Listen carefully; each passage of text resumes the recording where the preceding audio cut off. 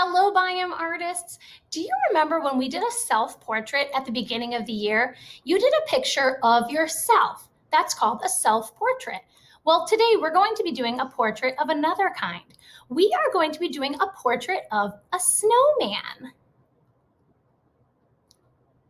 When we see snowmen normally, a lot of times people draw them so far away and you can't see all the awesome details of a snowman, like what kind of hat it has or what kind of scarf it's wearing. When we do a snowman portrait, we can see all those awesome details of the snowman.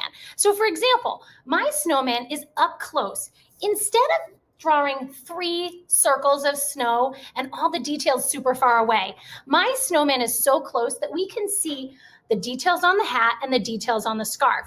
I have examples here from 2 other grades also. Here is a 3rd grade snowman example. He has a different hat than my snowman does. And here's a kindergarten snowman example. And she has a fluffy flowery hat and a pretty scarf. So let's hold our snowman pictures up really close, our snow ladies and snowmen. So I can't wait to see how you show me all the details of your snowman portrait. Remember, a portrait is a picture of a person. Well, in this case, I guess it's a snowman or a snow lady. So make sure you add lots of details.